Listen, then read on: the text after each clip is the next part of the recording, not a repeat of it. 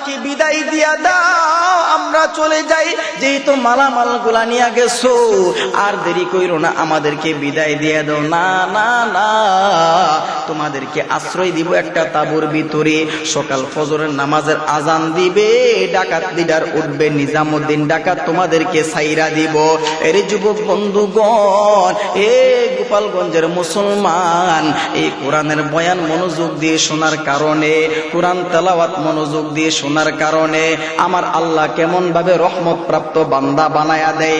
নিজামুদ্দিন ডাকাত একটা তাঁবুর ভিতরে শুয়ে আছে, ওই তাঁবুর পাশে ওই 6 জন কাফেলার লোক থাকলো, আশ্রয় নিল। ওই 6 জন কাফেলার লোকের মধ্যে সাধারণ কোন কিতাবের হাফেজ নয়, একজন ছিল আমার আল্লাহর 30 পারা কোরআনের হাফেজ। বলেন সুবহানাল্লাহ। ওই হাফেজ ডাক ডাবলের 5 জন সদস্য, যেহেতু আমাদের মালামাল গুলা নিয়ে নিল, আমাদেরকে তাঁবুর ভিতরে আশ্রয় দিল, অন্য তাঁবুর ভিতরে শুয়ে আছে নিজামুদ্দিন ডাকাত। এই নিজামুদ্দিন ডাকাত তাঁবুর ভিতরে শুয়ে আছে ঘুমন্ত অবস্থায়। ওই 6 জন কাফেলার লোকের মধ্যে কোরআনের হাফেজ ডাক দিয়া বলে, মালামাল যেহেতু নিয়ে নিল, আমাদেরকে এখানে আশ্রয় দিল, যেহেতু সারারাত্র এমনি থাকতে হবে, সারারাত্র ঘুমাইলে রাত্রটা পোহাইবে, শুধু তাই নয়, যদি বসে থাকি রাত্রটা পোহাইবে। সুতরাং আমি যেহেতু আল্লাহর কোরআনের হাফেজ, আল্লাহর কোরআন তেলাওয়াত করব, তোমরা মনোযোগ দিয়ে শুনবা। বলেন আল্লাহু আকবার। জোরে বলেন আল্লাহু আকবার। ওই কোরআনের হাফেজ আল্লাহর কোরআন তেলাওয়াত শুরু কইরা দিছে। আল্লাহর কোরআন এত মজা, আল্লাহর কোরআন তেলাওয়াত শুরু কইরা দিছে। আল্লামাল কোরআন, আল্লাহু আকবার। নিজামুদ্দিন ডাকাত শুনতেছি, ওই তাঁবুর ভিতরে কোরআনের হাফেজের কোরআন তেলাওয়াত শুনতেছি। এই আয়াত শোনার পর নিজামুদ্দিন ডাকাত চমকায়া উইঠা বলে, কে রে কে, এত সুন্দর আরবি পড়তেছো, এত সুন্দর আরবি বাক্য বলতেছো। আমার জীবনে নিজামুদ্দিন ডাকাত জীবনে এত সুন্দর আরবি শুনি নাই, আমি জীবনে এত সুন্দর আরবি বাক্য শুনি নাই। কে রে কে কে বলতেছো, দাঁড়াও দাঁড়াও সারা দাও। ওই কোরআনের হাফেজ বলতেছে, এটা কোনো সাধারণ কোনো কিতাব নয়, এই কোরআন তেলাওয়াত করতেছি আমার আল্লাহর 30 পারা কোরআন। বলেন সুবহানাল্লাহ। এবার বন্ধুগণ, নিজামুদ্দিন ডাকাত ডাক দেয়া বলে, এই কোরআনের হাফেজ, এই আল্লাহর কোরআনে এত মজা, আল্লাহর কোরআনে এত মজা, থামলা কেন বলো না, থাইমা আল্লাহর কোরআন তেলাওয়াত করো। আমি নিজামুদ্দিন ডাকাত কোরআন তেলাওয়াত শুনবো। আল্লাহু আকবার। মুসলমান বন্ধুরে, মাওলা পাকের জিকির কেমন জিকির, ওই জিকির করলে কেমন লাভ হয়, বাস্তব একটা উদাহরণ দিলে বুঝতে পারবেন। একটা লোহার টুকরা যখন অনেক দিন যাবত মাটির নিচে পড়ে থাকে, এই লোহাটার মধ্যে কিন্তু জংকার ধরে যায়। ওই লোহা জংকারওয়ালা লোহা, জংকার যদি আপনি দূর করতেন চান, আলমারি ওয়ার্ডরোব মিসিবির ভিতরে লোহাটা সাজায়া রাখলে বলেন তো জংকার দূর হবে নি? জোরে বলেন, জংকার দূর হবে নি? না রে বাজান না।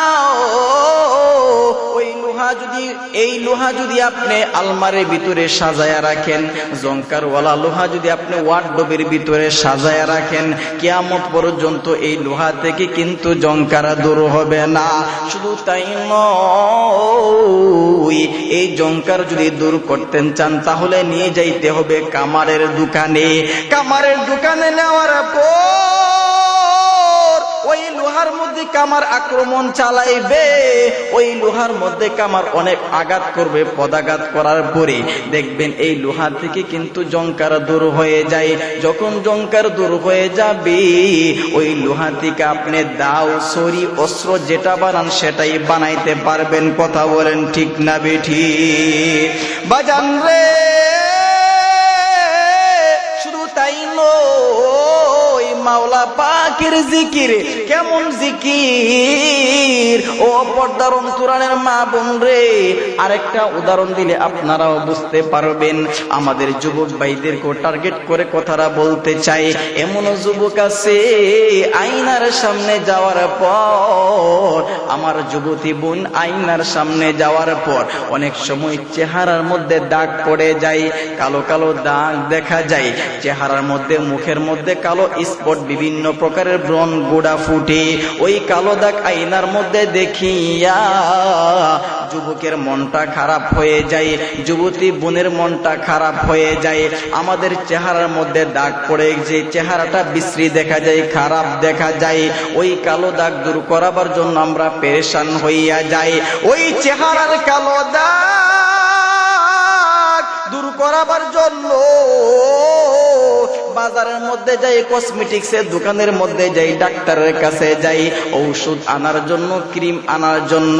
কারণ এই চেহারার মধ্যে কালো দাগ থাকলে আমার স্বামী পছন্দ করবে না। মেয়েরা চিন্তা করে কালো দাগ থাকলে আমার প্রেমিকা আমাকে পছন্দ করবে না, ঠিক কিনা বলেন? যুবকরা চিন্তা করে আমার চেহারার মধ্যে দাগ থাকলে আমার স্ত্রী পছন্দ করবে না। টেনশন হইয়া, পেরেশান হইয়া, আর দেরি না করিয়া পেরেশান হইয়া বিভিন্ন ঔষধ ক্রিম চেহারার মধ্যে ব্যবহার করে। কিন্তু মুসলমান বন্ধুরে, ওই কালো দাগ দূর করাবার জন্য বাজান তুমি অনেক চেষ্টা করছো রে ভাই, কিন্তু তোমার আমার ভিতরে যে কালো দাগ, ওই কালো দাগ, গুনার দাগ দূর করাবার জন্য বন্ধু তুমি কি চেষ্টা করছো? এ বন্ধু তুমি যে অনেক গুনাহ করতেছো, এ বন্ধু তুমি এমন কিছু গুনাহ করো যেই গুনাহ কবিরা গুনাহ হয়ে যায়। ওই গুনার কারণে তোমার ভিতরে যে কালো দাগ পড়ে গেছে, ওই কালো দাগ পড়ার কারণে তোমার নামাজ ভালো লাগে না, ওই কালো দাগ পড়ার কারণে তোমার মাদ্রাসার সাথে সংযুক্ত রাখতে ভালো লাগে না। ওই কালো দাগ এমন দাগ, ওই দাগগুলা কিন্তু বাজার আপনাকে জাহান্নামের সম্মুখীন করবে। এই কালো দাগ দূর করাবার জন্য আপনার কোনো চেষ্টা নাই। এই কালো দাগ দূর করাবার জন্য কসমেটিক্সের দোকানে যাইতে হবে না, এই কালো দাগ দূর করাবার জন্য বাজারের মধ্যে যাইতে হবে না। চৌরমুনার ময়দানে যেমন ভাবে মাওলার জন্য কান্দে, আল্লাহ আল্লাহ মাওলা পাকের লা ইলাহা ইল্লাল্লাহ জিকির করে, ওইটাই হইল সবচাইতে বড় ঔষধ। মাওলার জিকির করো অন্তর, আমার আল্লাহ পরিষ্কার কইরা দিবে। বন্ধু, আমি আপনাদের সামনে যে আয়াত তেলাওয়াত করেছি, ওই আয়াতের মধ্যে আমার আল্লাহ বলেন আলিফ লাম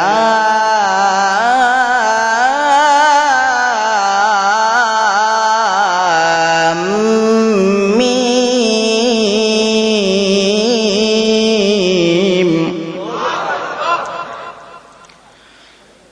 আলিফ লাম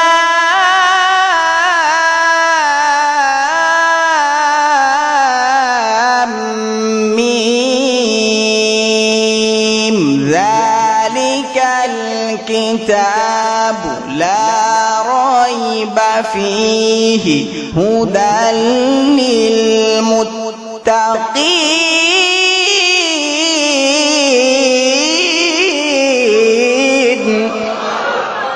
আল্লাহ বলে আলিফ লাম মিম, এটার অর্থ আল্লাহু আ'লামু বিমুরাদিহি, একমাত্র এটার অর্থ কেউ জানে না, মহান আল্লাহ জানেন।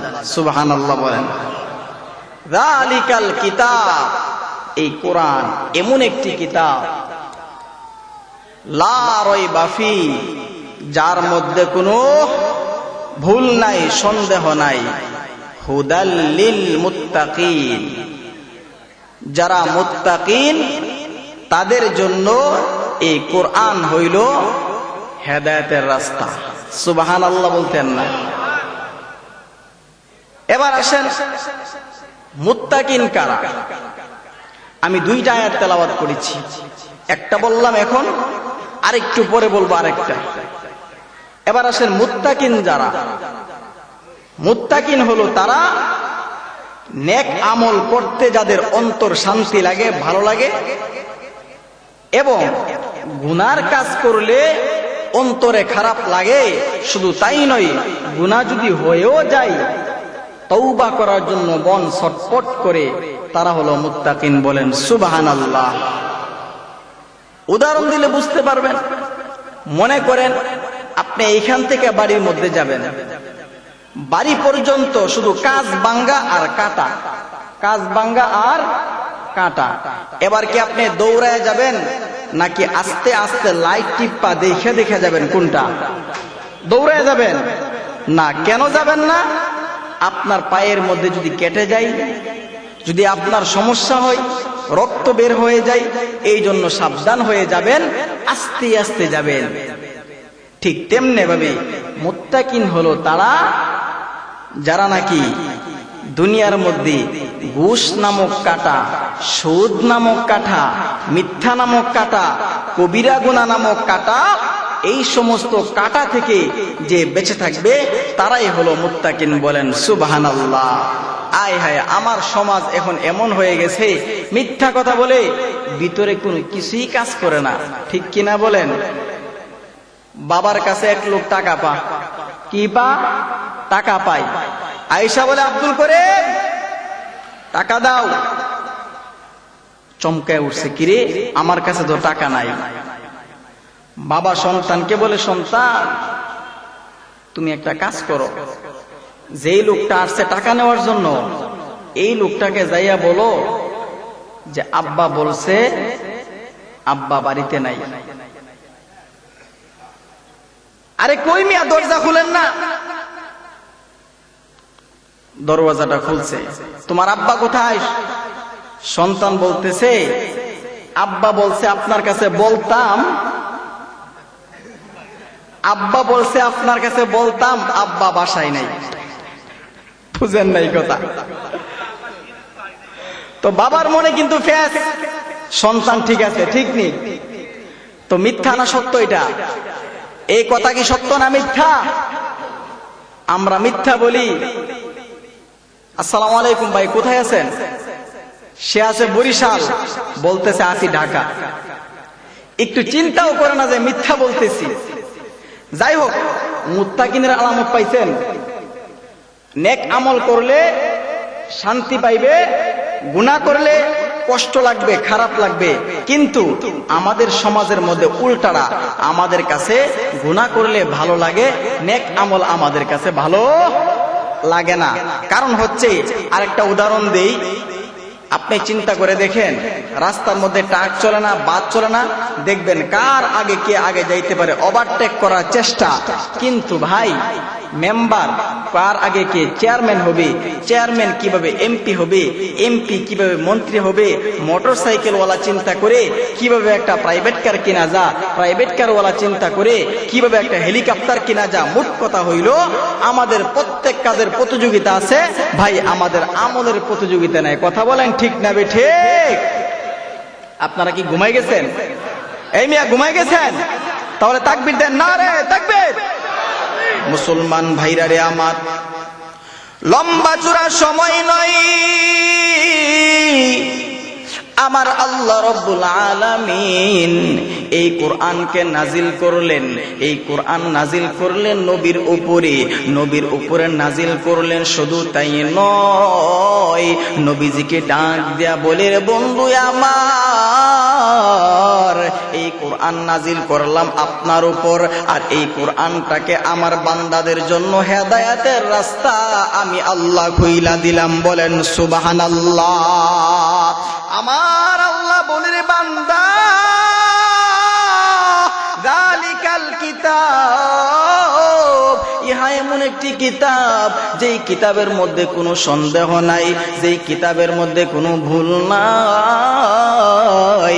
এই বাজান বর্তমান সমাজের মধ্যে দেখা যায় অনেকে বই লেখে, যেই বইয়ের মধ্যে শেষের দিক দিয়া লেখা দেয় আমার কিতাবের মধ্যে, বইয়ের মধ্যে যদি ভুল থাকে সংশোধন করে দিবে।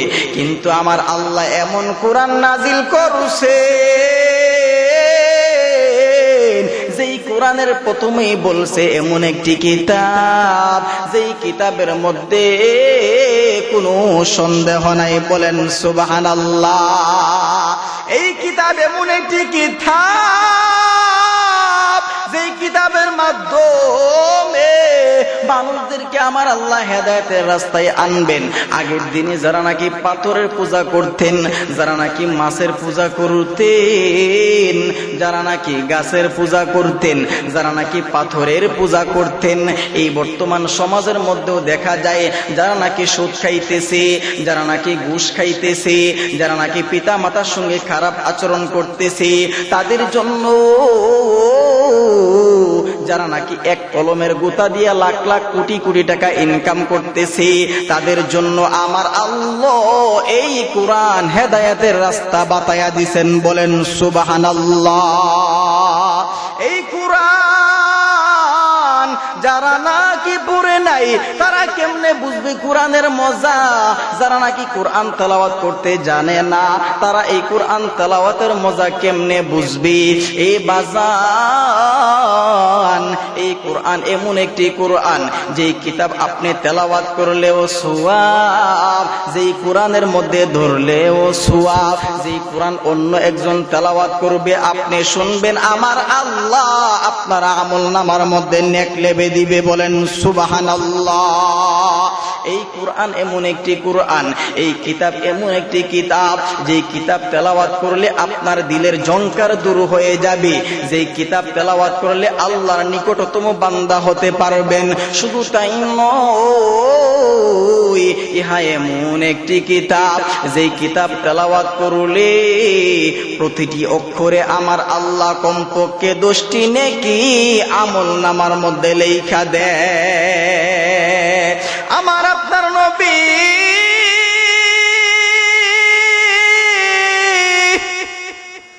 খাদিজাতুল কুবরা রাদিয়াল্লাহু তাআলা আনহার হুজরার মধ্যে ঢুইকা গেলেন, অনুমতি নিয়ে ঢুকলেন। আসসালামু আলাইকুম ওয়া রাহমাতুল্লাহ। নবী পাক সাল্লাল্লাহু আলাইহি ওয়াসাল্লাম যখন হুজরার ভিতরে ঢুকলেন, ঢুকার পর খাদিজার চেহারার মধ্যে তাকাইলেন। খাদিজার চেহারার মধ্যে তাকায়া দেখেন খাদিজাতুল কুবরা রাদিয়াল্লাহু তাআলা আনহা চোখের পানি সাইরা সাইরা কাঁদতেছে। আমার আপনার নবী ডাকতে বললেন, বিবি রে তোমার চোখে কেন পানি? তোমার কান্না তো আমি সহ্য করতে পারি না, তোমার চোখ দিয়ে কেন পানি আসতেছে আমার কাছে বলো না। এবার খাদিজা ডাক দিয়া বলেন, ও স্বামী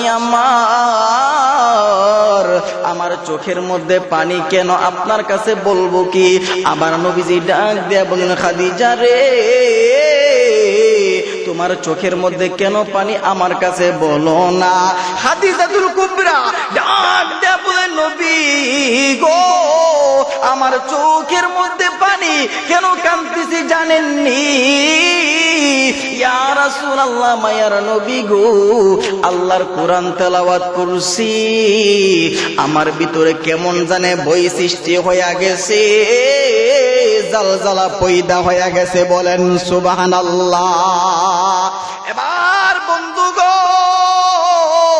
নবীজি ডাক দেয়া বলে, খাদিজা কি তুমি কোরআন তেলাওয়াত করলা? কোন আয়াত তেলাওয়াত করলা? খাদিজা ডাক দেয়া বলে, নবী গো আমি আল্লাহর কোরআন তেলাওয়াত করছি, আমি আল্লাহর কোরআনের মধ্যে এমন একটি আয়াত তেলাওয়াত করছি। নবীজি ডাক দেয়া বলে, খাদিজা রে কোন আয়াতটা তেলাওয়াত করছো? খাদিজাতুল কুবরা আর দেরি করেন নাই, আল্লাহর কোরআন তেলাওয়াত শুরু কইরা দিছেন। ইযা যুলজিলাতিল আরদু জিলজালাহা ওয়া আখরাজাতিল আরদু আথqalaha ওয়া ক্বালাল ইনসানু মা লাহা। আল্লাহু আকবার। নবীজি ডাক দিয়ে বলেন, খাদিজা এই আয়াত তেলাওয়াত করার কারণে তোমার ভিতরে জালজালা পয়দা হয়ে গেছে, তুমি কাঁদতেছো। কেন কাঁদতেছো? এই আয়াত তেলাওয়াত করার কারণে তোমার চোখ দিয়া পানি পড়তেছে, নাকি তোমার অন্য কোনো সমস্যা আছে? খাবারের সমস্যা আছে কিনা? নাকি আমার প্রতি কোনো কষ্ট, নাকি কেউ তোমাকে কোনো কষ্ট দিছে? খাদিজাতুল কুবরা ডাক দিয়া বলেন, ইয়া রাসূলুল্লাহ, ইয়া হাবিবাল্লাহ, ওগো মায়ার নবীজি, আমার কোনো কষ্ট নাই। আমি কেন কাঁদতেছি? আমার কান্নার কারণটা হইল, ইয়া রাসূলুল্লাহ, নবী গো, আমি কাঁদতেছি, কান্নার কারণটা হইল আল্লাহ যে বলছেন, ইযা জুলজিলাতিল আরদু জিলজালাহা, যেদিন কিয়ামত সংঘটিত হয়ে যাবে, যেদিন কিয়ামত শুরু হয়ে যাবে, ওই দিন এই পৃথিবীটা কাঁপতে থাকবে। আল্লাহু আকবার। খাদিজা ডাক দেয়া বলে, নবী গো,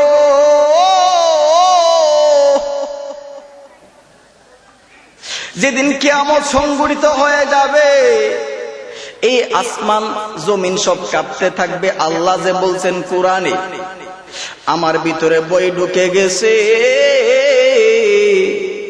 এই দুনিয়ার মধ্যে আমি চলছি, না জানি আমার কোনো গুনাহ হইছে নি। আল্লাহ যদি এই আসমান জমিন কাঁপায়া দেয়, আল্লাহ যদি জিজ্ঞাসা করে, খাদিজা রে, দুনিয়ার মধ্যে তুমি চলছো কিভাবে চলছো? দুনিয়ার মধ্যে পানি খাইছো, আমি আল্লাহ নিয়ামত দান করছি। দুনিয়ার মধ্যে খানা খাইছো, আমি আল্লাহ নিয়ামত দান করছি। এবার খাদিজা ডাক দে বলেন, নবী গো, আল্লাহ যদি আমাকে জিজ্ঞাসা করে, আমি কিভাবে আল্লাহর কাছে জবাব দিব? আল্লাহর কাছে জবাব দেওয়ার তো আমার ক্ষমতা নাই। আমি আল্লাহর কাছে কি জবাব দিব? এই জন্য আমি আল্লাহর কাছে কান্দি, কোরআন তেলাওয়াত করতেছি আর কাঁদতেছি। ইয়া রাসূলুল্লাহ, নবী গো, এখন আমি কি করব? ভিতরে অনেক ভয় ঢুকে গেছে। নবীজি ডাক দেয়া বলেন, খাদিজা রে, ভয় নাই, টেনশন নাই। আমি যে হাদিস পড়ছিলাম, মামবাকা মিন খশিয়াতিল্লাহ হারামাল্লাহু আলাইহিন নার, নবীজি আমার ডাক দিয়া বলেন, খাদিজা রে, এই তুমি যে কোরআনের জন্য কাঁদতেছো, মাওলার ভয়ে যে কাঁদতেছো, এইরকম যদি আমার উম্মতরা কোরআন নিয়ে কান্দে, আমার উম্মত যদি কোরআনের মধ্যে যদি কোনো একটা তেলাওয়াত কইরা যদি কান্দে, মাওলার ভয়ে যদি কান্দে, কোরআন তেলাওয়াত যদি করতে করতে কান্দে, কোরআনটা যদি সইয়া সইয়া ধইরা ধইরা কান্দে, কেউ কোরআন তেলাওয়াত করতে যে সইনা সইনা কান্দে, মাওলার ভয়ে যদি কান্দে, এই কোরআন তেলাওয়াত করার সাথে সাথে যদি কান্নারত অবস্থায় থাকে, জাহান্নামের ভয়ে যদি আমার উম্মত যদি কান্দে, আমি নবীজি ঘোষণা দিলাম, হারামাল্লাহু আলাইহিন নার, ওই উম্মতের জন্য আমার আল্লাহ জাহান্নাম হারাম কইরা দিবে। চিৎকার মেরে বলেন সুবহানাল্লাহ, আর আওয়াজ করে বলেন সুবহানাল্লাহ। এই কোরআন এমন একটি কোরআন, সকল সমস্যার সমাধান, মহাগ্রন্থ আল কোরআন। কথা বলেন ঠিক না বেঠি? সমাধান চাও যদি জীবনে মরণে, ফিরে চাও খুঁজে নাও, চোখ রাখো কোরআনে। সমাধান ঠিক কিনা? সমাধান চাও যদি জীবনে মরণে, ফিরে চাও খুঁজে নাও, চোখ রাখো কোরআনে। তবে পাবে সুখ শান্তির ঠিকানা, তবে পাবে সুখ শান্তির ঠিকানা, যদি মেনে নাও তুমি মনে প্রাণে। সমাধান সমাধান চাও যদি জীবনে মরণে, ফিরে চাও খুঁজে নাও, চোখ রাখো কোরআনে। এ বাণী সকলের নয় শুধু মুমিনের, যারাই চলবে মেনে ফল পাবে কোরআনের। এ বাণী সকলের নয় শুধু মুমিনের, যারাই চলবে মেনে ফল পাবে কোরআনের। ঘরে বলো কি বাবাই রে বলো, ঘরে বলো কিবা বাইরে বলো, অশান্তি দূর করে শান্তি আনে সমাধান। ঠিক কিনা বলেন?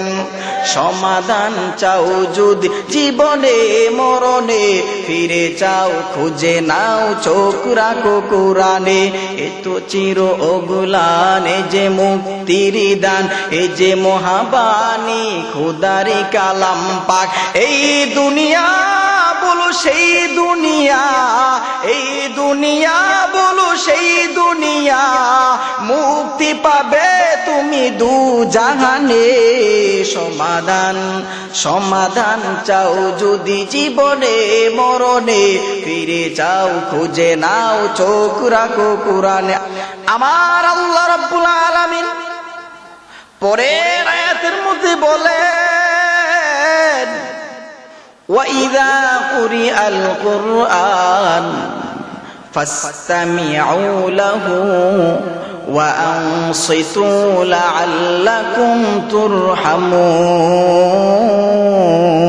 আল্লাহ বলে রে বান্দা, وَإِذَا قُرِئَ الْقُرْآنُ, আমি আল্লাহর কোরআন তেলাওয়াত যখন করা হবে, আমি আল্লাহর কালাম,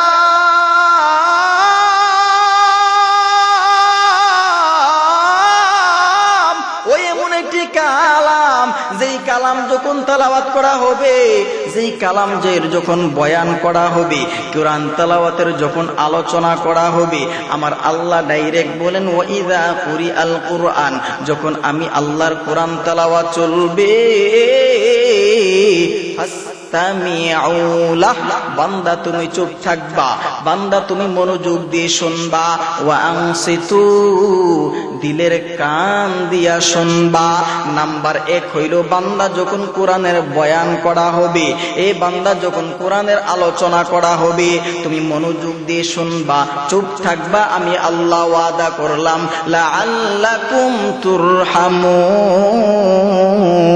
আল্লাহু আকবার। যখন আমি আল্লাহর কোরআন তেলাওয়াত করা হবে, যখন আমি আল্লাহর কোরআনের বয়ান আলোচনা করা হবে, তুমি দিলের কান লাগায়া শুনবা, মনোযোগ দিয়ে শুনবা। আমার আল্লাহ ওয়াদা করছেন তোমার উপরে ডাইরেক্ট আমার আল্লাহ রহমত দান করবে। বলেন সুবহানাল্লাহ।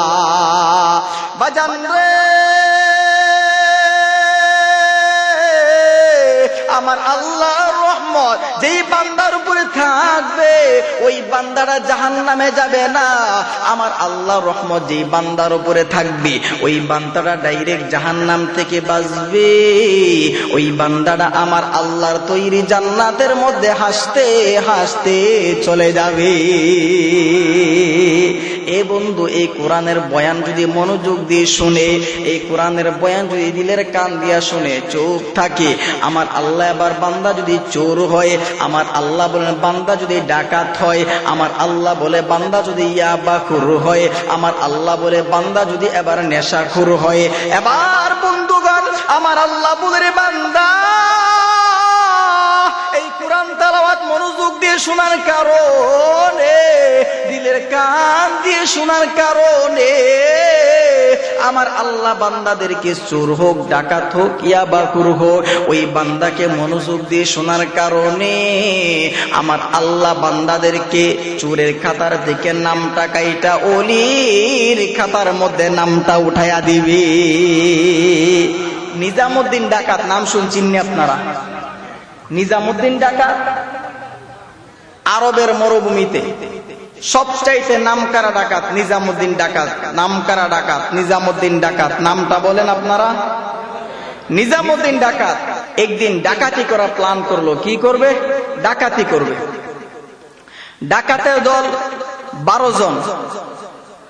হঠাৎ করে নিজামুদ্দিন ডাকাত বলতেছে, তোমরা ডাকাতি করো, আমি নিজামুদ্দিন ডাকাত এই তাঁবুর ভিতরে আমি বিশ্রামে যাচ্ছি, ডাকাতি করার পরে আমাকে খবর দিবা, আমি ডাকাত সমাধান দিব।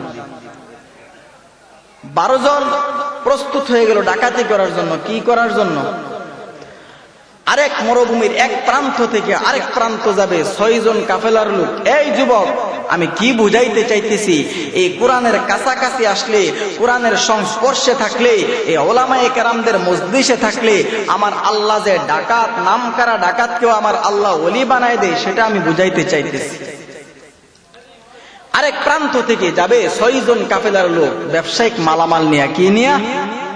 ব্যবসায়িক মালামাল নিয়ে। যখন এই 6 জন কাফেলার লোক এই আরবের মরুভূমির মাঝখানে চলে আসলো, ডাকাতের দল ডাক দেয়া বলে, দাঁড়াও, কোথায় যাও? 6 জন কাফেলার লোক ডাক দেয়া বলে, আমরা ব্যবসায়িক লোক, আমরা ব্যবসায়িক মালামাল নিয়ে এই প্রান্ত থেকে আরেক প্রান্ত যাব। ডাকাতের দল ডাক দিয়া বলে, রে দাঁড়াও দাঁড়াও, তোমরা যাইতে পারবা না। বলতেছে কেন? আমরা তো হইল নামকারা ডাকাত, ছুরি বের করে দিছে বলে তোমাদের কাছে কি আছে আমাদের হাতে দিয়া দাও। ওই 6 জন কাফেলার লোক বয়ে আত্মহারা হইয়া এই ব্যবসায়িক মালামালগুলা ডাকাতের হাতের মধ্যে তুইলা দিল। ওই ডাকাতের দল এই মালগুলা পাইয়া এবার ওই 6 জন কাফেলার লোক ডাক দিয়া বলে, ডাকাতের দল, যেহেতু আমাদের কাছ থেকে তোমরা মালামালগুলা নিয়ে গেলা, এখন আমাদেরকে বিদায় দিয়া দাও। ডাকাতের দল ডাক দিয়া বলে, রে হে ব্যবসায়িক লোক, তোমাদেরকে ছাড় দেওয়া যাবে না, তোমাদেরকে আমরা ছাড়বো না। তবে নিজামুদ্দিন ডাকাত আমাদের লিডার, তাঁবুর ভিতরে শুয়ে আছে, লিডার উঠবে, তোমাদেরকে বিদায় দিব। ওই 6 জন কাফেলার লোক ডাক দেয়া বলে, ডাকাতের দল, আমাদেরকে বিদায় দিয়া দাও, আমরা চলে যাই, যেহেতু মালামাল গুলা নিয়ে গেছো, আর দেরি কইরো না, আমাদেরকে বিদায় দিয়ে দাও। না না না, তোমাদেরকে আশ্রয় দিব একটা তাঁবুর ভিতরে, সকাল ফজরের নামাজের আজান দিবে, ডাকাত লিডার উঠবে, নিজামুদ্দিন ডাকাত তোমাদেরকে ছাইরা দিব।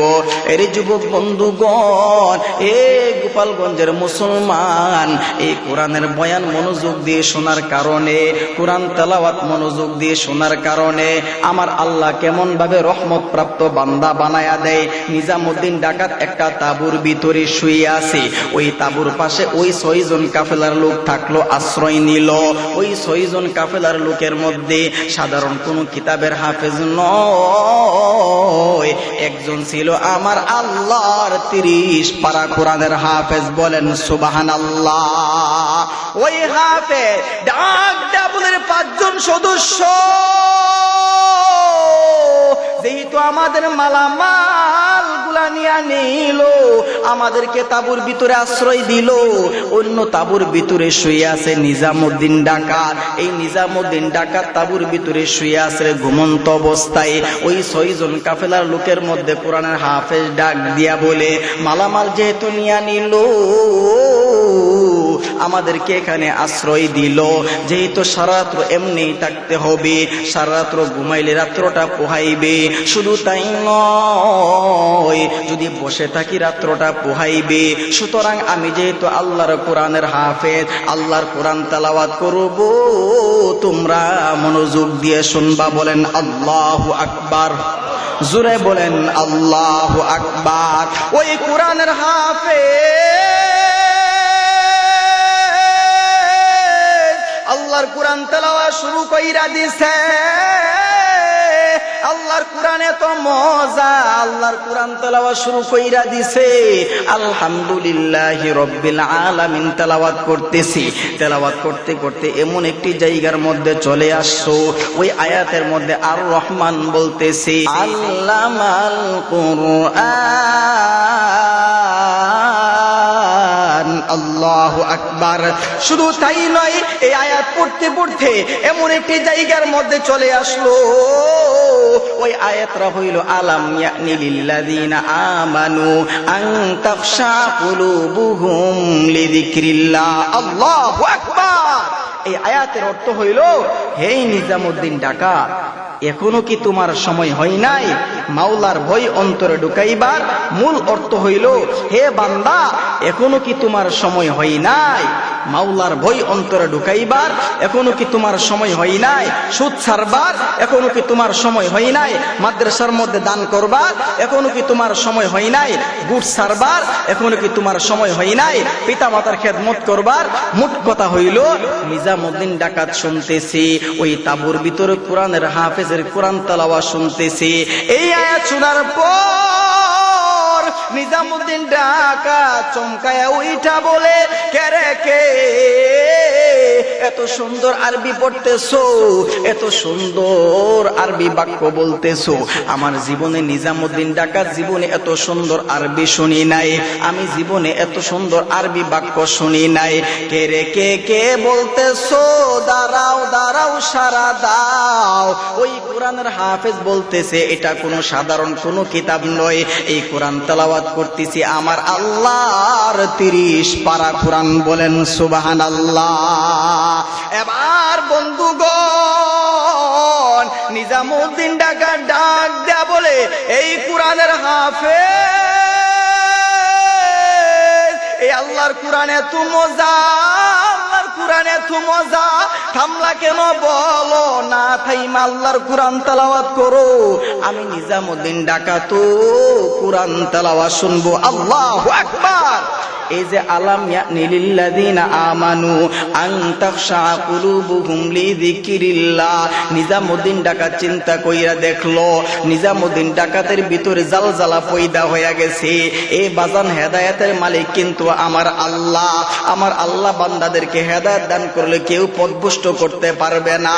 নিজামুদ্দিন ডাকাত মনে মনে চিন্তা কইরা দেখলো, মনে হয় ডাইরেক্ট আল্লাহ বলতেছে, এই নিজামুদ্দিন ডাকাত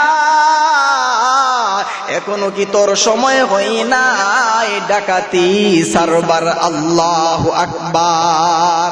নিজামুদ্দিন ডাকাত কোরআন তেলাওয়াত শুনিয়া ওই কোরআনের হাফেজের কাছে যাইয়া বলে, এই কোরআনের হাফেজ থাইমো না, যেহেতু থাইমা গেছো তোমার হাতের সঙ্গে আমার হাতটা মিলাইলাম। আমি জীবনে অনেক ডাকাতি করছি, আমার জীবনে আমি অনেক অন্যায় করে ফেলেছি, আমার জীবনে আমি অনেক মানুষের মাল আত্মসাৎ করেছি, অনেক জুলুম অত্যাচার বেবিচার করেছি। জাহান্নাম থেকে আমার আল্লাহ মুক্তি দিবনি, আমার আল্লাহ আমাকে জাহান্নাম থেকে বাঁচাইবনি।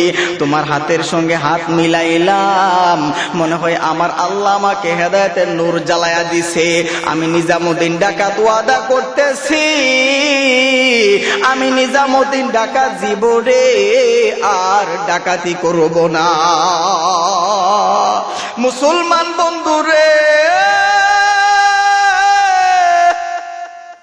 নিজামুদ্দিন ডাকাত বাড়ির দিকে দৌড় মারছে। বাড়ির মধ্যে যাইয়া দেখতেছে মা নামাজের বিছানার মধ্যে বসিয়া আল্লাহর কাছে কাঁদতেছে, ওগো দয়ার মালিক, আমার নিজামুদ্দিন তো ডাকাত, দুনিয়ার মধ্যে মানুষের সামনে আমি মুখটা দেখাইতে পারি না। ও আল্লাহ, মানুষ আমাকে ডাকাতের মা বলে ডাক দেয়, ও আল্লাহ মানুষ আমাকে চোরের মা বলে ডাক দেয়, মানুষের সামনে আমার চেহারাটা আমি দেখাইতে পারি না। ও আল্লাহ, কাল কিয়ামতের ময়দানে ও তুমি যখন কোরআনের হাফেজের মা বলে ডাক দিবা, ও আল্লাহ তুমি আলেমের মা বলে ডাক দিবা,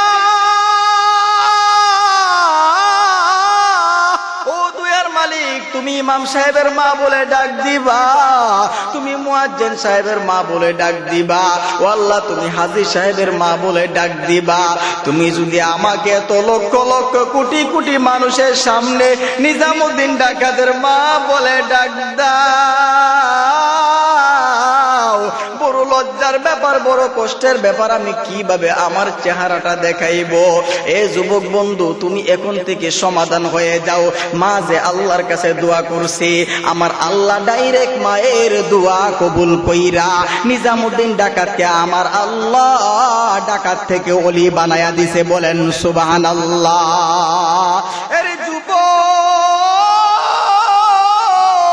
আজকে আজকে বর্তমান সমাজের মধ্যে দেখা যায় এ যুবক আমাকে মাহফিল কমিটি বইলা দিছে, ও হুজুর আপনি পিতা মাতার হক সম্পর্কে একটু বয়ান কইরা দিবেন। ওই মা যে দোয়া করছে, সন্তান যদিও ডাকাত কিন্তু মা সন্তানের জন্য কিন্তু ঠিক দোয়া করতেছে।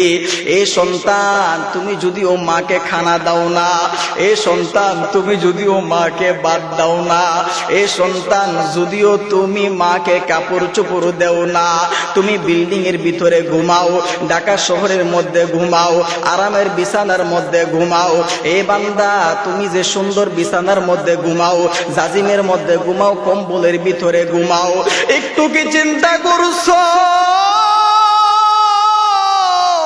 তোমার মা যে কুড়ে কুড়ের মধ্যে থাকে, তোমার মা যে খেতা নিয়া থাকে, এই শীতের মধ্যে কোন কোন শীতের মধ্যে কাইপা উঠে, এরপরও দেখবা ভোর রাতে উইটা মালিকের কাছে দোয়া করে, রে মালিক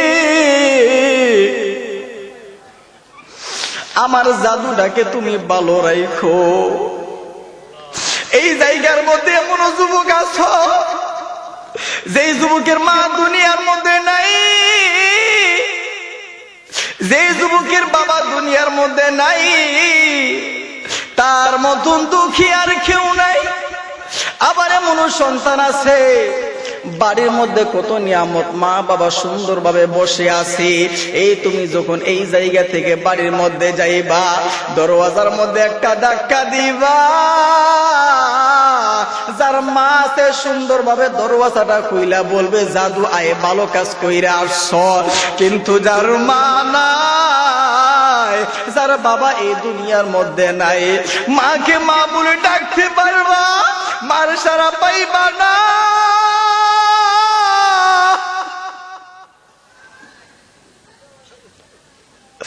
বাবার সারা পাইবা না। ব্রাহ্মণবাড়িয়া থেকে আসলাম, যদিও 8 থেকে 9 ঘন্টা 10 ঘন্টা সময় লাগছে, না হইলেও 7 থেকে 8 বার মা ফোন দিছে। মা ফোন দিয়া বলে, বাবা তুমি কোথায় আছো? কিন্তু যদি মা না থাকে এই খোঁজ খবরটা কে নিবে? যুবক তুমি যে মার কোনো খবর রাখো না, মা কিন্তু তোমার জান্নাত, বাবা কিন্তু তোমার জাহান্নাম। তুমি যতই নেক আমল করো না কেন তোমার ঠিকানা হবে জাহান্নাম, মা বাবা যদি কষ্ট পায়। এই জন্য রে যুবক, মার দুঃখটা বুঝিয়া, মা কিন্তু তোমাকে অনেক কষ্ট করে লালন পালন করছে, 10 মাস 10 দিন গর্ভে ধারণ করছে। বন্ধু অনেকে বিদেশের বাড়ির মধ্যে থাকে, মা মইরা যা বাবা মইরা যা তার কোনো খবর থাকে না। বিদেশ থেকে বাংলার জমিনের মধ্যে আসে, আইসা ঘরের মধ্যে ঢুকার সঙ্গে সঙ্গে মা নামক নিয়ামত ডাকতে পারে না, মা বলে ডাকতে পারে না, বাবা বলে ডাকতে পারে না, দৌড় মাইরা কবরের মধ্যে চইলা যায়। যাই আল্লাহর কাছে বলে, রে মালিক আমার মাকে তুমি ফিরাইয়া দাও।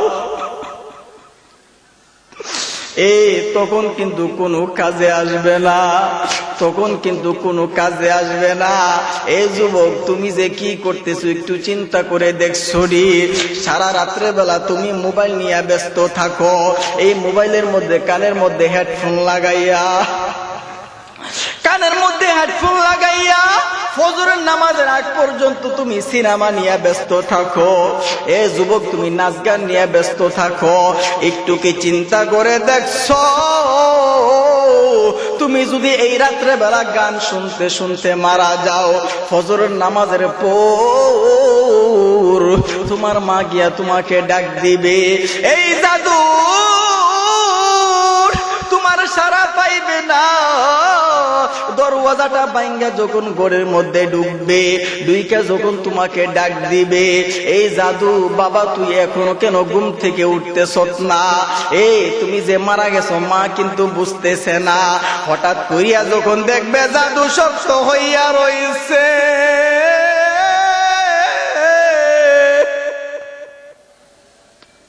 মা কিন্তু তোমার জন্য কান্নাকাটি করবে।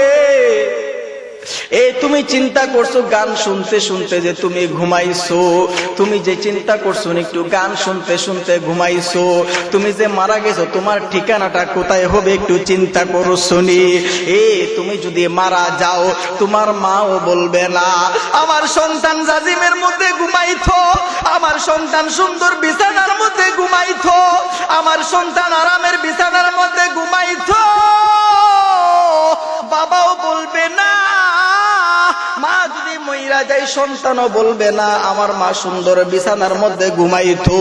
এই জন্য যুবক জীবনে অনেক অপরাধ করে ফেলেছ, জীবনে অনেক অন্যায় করে ফেলেছ, জাহান্নামের ভয়টা অন্তরে ঢুকাও। জাহান্নামের ভয়ে দেখো দুইটা চক্ষু দিয়া পানি ফালাইতে পারো কিনা।